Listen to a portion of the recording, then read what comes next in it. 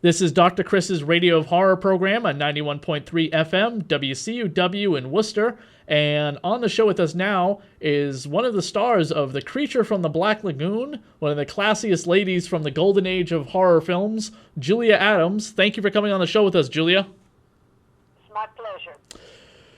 Julia, you're also in one of my favorite TV series for several episodes, Murder, She Wrote. Oh, I love working on Murder, She Wrote. Angela Lansbury is, one of the best actresses in film, and it was a great treat to work with her, and it was really fun. What was the character that you played on that show? Eva? Eve? Eve Simpson was her name. Yes. That was cool when I was going through your book, your new biography that you have out, talking about your career, and I saw the chapter of Murder, She Wrote. I was like, so excited, because again, I grew up watching Murder, She Wrote in the 80s. Well, I love that character. I always said she liked money and she liked men, so she was lots of fun to play. And you were also on Lost, too, which was another favorite TV series of mine. Which did you find a better experience, working in television or working in movies? I just like to work. I enjoyed all the mediums, really. Mm-hmm. But you didn't prefer one over the other? Not really. Each one had its own pluses and minuses, really. But I enjoyed working, and I had a lot of interesting people to work with, and so I love to work. What can I tell you? Do you find the longevity of being known for as the beauty from Creature from the Black Lagoon really fantastic? Do you love being that type of icon? Do I what? Do I love being the icon, the female icon from the famous Creature movie? Oh, well, that's okay with me because I like to work in movies that people have enjoyed, and so many people have enjoyed the Creature film. I'm delighted. Do you still go to conventions to meet fans? Yes, I do. Yes, I do, and I answer them, and many of them want pictures or whatever, and so it's very nice. What has been your weirdest fan experience at a convention? I think the people that have the creature inked all over them is probably the strangest, most abstract thing we've seen. We've seen claws. We've seen people with their whole back is the poster of the movie. The legs. Julia, do you ever have anybody dressed like you from the movie come to you to a table, like in the bathing suit? Oh, I get all kinds of questions about the bathing suit. No. Do you get? Well, has you ever seen anyone dressed as you come to a convention? I don't think so. No, I don't believe I have.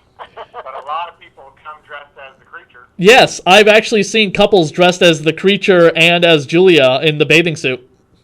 Yeah, that is a good question. We've seen versions of Julie, but never. There's only one. Did you keep the bathing suit after the movie was over? Well, I possessed it, but I have to say it has gone the way of all latex. Eventually, it comes apart and disintegrates. The bathing suit was made of latex? Huh? The bathing suit was made of latex? Well, it's stretchy, whatever. I don't know. I'll have to go. You have to ask the wardrobe what it was made of exactly, but it's a bathing suit. The bottom line is, to our knowledge, it does not exist. There were about 5 of them, and I don't think any of them exist to this day. What was your general reaction to getting the script for the movie? What did you think of the script?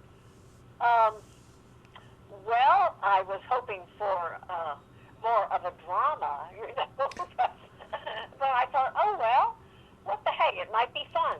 And it was indeed. It was fun to work on this movie. Was it something that you were worried would ruin your career? Well, not really. I mean, I always loved to swim, so I thought I would probably have fun on making the movie, and I did. I had a good time working on that film. You had 2 stunt doubles for that movie, correct, in the underwater scenes?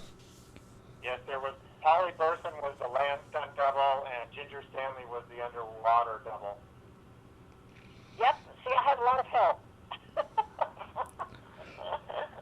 What was your reaction to first seeing the entire creature getup on Ben Chapman? I think my jaw dropped quite a ways. But I quickly got used to it, and then pretty soon, when I saw him on the set in the morning, I would go up and pat him on the jaw and say, "Good morning, creature." So we were pals. We were, very friends, good friends, until the movie started, and then I had to be scared of him. You see. Did you lose your voice having to do many takes of screaming? Not really. I was a pretty good screamer, so I did all right. It was. Did you ever watch the sequels? No, I don't think I really did. No. You were in one other horror movie, correct? She was in at least one. I know she was in Black Roses. Yep. And then I think she was in another one called, was it the Fifth Floor, I think, where she kind of played a Nurse Ratched type of character. I have only seen the Fifth Floor. I've never seen the Fifth Floor, and I've seen Black Roses, but she's really just plays a concerned citizen in the town. So that's the only real Scream Queen character, to my knowledge, that she played. That's right. Tell us a little bit about your biography that you've written. Well, a biography I wrote about growing up in Arkansas and loving the movies. And then I had kind of an aunt who was really my father's first wife. And she came to Blytheville at some time, and she ran a bathing suit shop in Long Beach, California. And she said, well, if you ever get interested in, she knew I was interested in acting, so she said, if you ever want to have a go at the movies, come to California and I'll help you. And so I thought, wow, that's not bad. And it did work out that way. So. And the book also has about 200 pictures in it from her career, a whole chapter about the making of the creature from the Black Lagoon. It's really written for the fans. It's behind the scenes, like where she bumped her head in the cave. I think you read that chapter. A fire on the set, the Big Valley. So I think it's fun for the fans to get a little insight into how the scenes were shot and produced. Actually, I think the movie I was referring to is Psychic Killer. Oh, Psychic Killer, of course. Yeah, my father directed that, Ray Danton. So, but she was, you were a psychiatrist in Psychic Killer, weren't you? That's right, and a good screamer, too. Can you still give us a little bit of a scream on the air here? Oh, I don't think I can. I'm not up for screaming. Oh, you're not up for screaming. Okay. But you're considered to be a scream queen. Do you love that title when you hear it?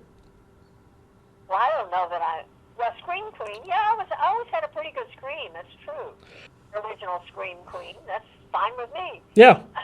The original, yeah, you could say you were the original scream, one of the original scream queens from the golden age of the horror movie industry. Nobody can claim that title, can they? No. No, there's other, like Jamie Lee Curtis carries that title as well, and Janet Leigh, and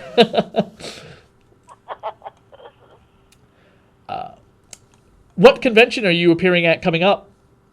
The next convention is going to be Court's Celebrity Show in Burbank, Friday night. I believe that's the 26th and 27th of September at the Burbank Airport Marriott. So Piper Laurie's going to be there, who she worked with in the Mississippi Gambler, and Andrew Stevens from Code Red. So hopefully that's going to be a fun one. And then we're going to Denver for the Mile High Horror Festival on October 10th. So they're going to run Creature in 3D in the Mile High City, so it's going to be lots of fun.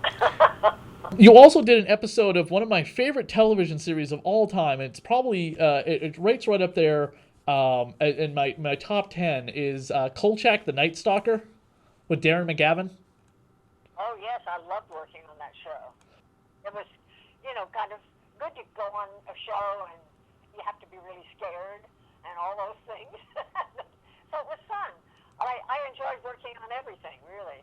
They were very nice there. Yeah, Darren was special. He was one of those great actors, and I think she played kind of a Tennessee Williams type of character. She was drunk in the middle of the afternoon, and I believe her husband had been knocked off, and she wasn't all too sad about it, shall we say. And she had a mink coat on after the government paid her off. It was all kind of a Watergate conspiracy type of thing. She was not exactly a heroine. No, definitely not. How was it working with Darren McGavin? Oh, wonderful. A wonderful actor and a very charming fellow. You were also in Rod Sterling's Night Gallery, too. Miracle at Camafeo. Oh, yes, that was a very interesting episode. Enjoyed that too, very much. I'm not. I haven't watched all of the Night Gallery stuff. What can you tell us about that episode? In that episode, I think that was the last time my father and mother worked together as actors, as I recall. And he, to my knowledge, he played the bad guy who was trying to scam the government out of an insurance claim, saying that he was going to be healed at, I guess, Camafeo was a healing site. And then it ended up being more than he bargained for, because the blind child got his vision, and then my father's character lost his sight. And so, as usual, Rod Sterling put that little twist in, and the universe kind of tuned back into gear at the end and made the world right. Another TV series I've watched, and I'll have to go back now and try and find you in the episodes. Alfred Hitchcock Presents. Yes, I did. I did. Four of them, I think. Four of them, I think, in all. Three. Did three. Summer Shade, Dead Weight, and Little White Frock. All right. Yes, and it was always a well done show and good direction, and so I enjoyed working on that series very much. Any unusual, like hilarious, just off the wall kind of little story anecdotes? Well, oh yes, there was an instance where the creature came and kidnapped me and carried me away, except the creature, doesn't have the best eyes because it is a creature. And we were going along, and I'm limp in his arms, and all of a sudden, when bump on my head, he bumped my head on a tree as we went by. So I have a memory of that bump on my head. Yes, I do. But he was very sorry, and so I wasn't mad at him or anything. That was okay. Yeah, I think the whole story was they forgot to heat the tank that day, and Ben Chapman's goggles fogged up, and obviously she was shivering, so and her eyes were closed. But as the legend goes, I believe her head was hit on the cave, kind of a piece of paper mache, and they made a publicity stunt out of it. Right. It was sharp. Near the end of the picture, for those, it's probably the last 15 minutes of the movie when they go to his underwater grotto.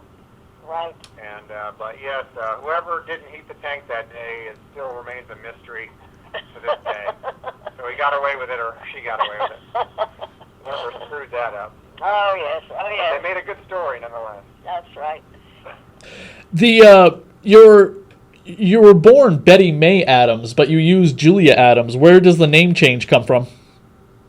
Well, my parents named me Betty Mae. I didn't choose Betty Mae.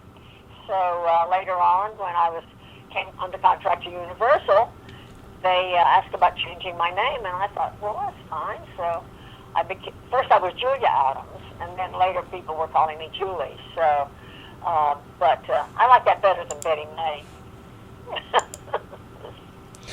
Cool. Well, Julia and Mitch, we appreciate you guys taking some time to come on the show with us to talk a little bit about your career and everything. I have been a big fan of yours from The Creature from the Black Lagoon, and I always thought you were one of the most beautiful women in Hollywood. Well, that's very kind of you. Thank you, because there's a lot of beautiful women in Hollywood.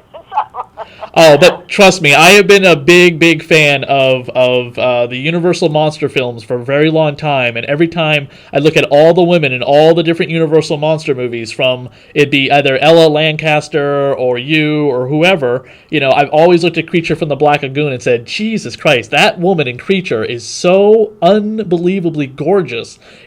It's it's staggering. Well. Thank you very much. You're welcome. And thank you, Mitch, for getting me in contact with your mom.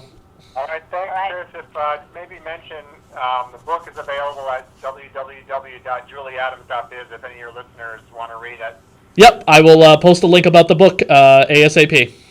Okay, and you'll send me, you said radio4.wordpress.com. Yeah, I'll email you that right now as soon as I get done editing. And so what time do you think this is going to play? Do you have any... And again, thank you so much, Julia. Thank you so much. It's been a pleasure talking with you, and I'm glad you like our movie. I do, and I love your book too, by the way. Oh, thank you. Even a more thank you, because I worked hard on that book. Yep, I read the 2 chapters I read immediately were about your television work and with Murder, She Wrote and the Creature chapter. Good. I'm glad you enjoyed them. I enjoyed doing the work, and I enjoyed writing about it, too. So I'm so glad you enjoyed reading it. Thank you so much, Julia. You have a good night. Thanks, and you too. Bye. Good night.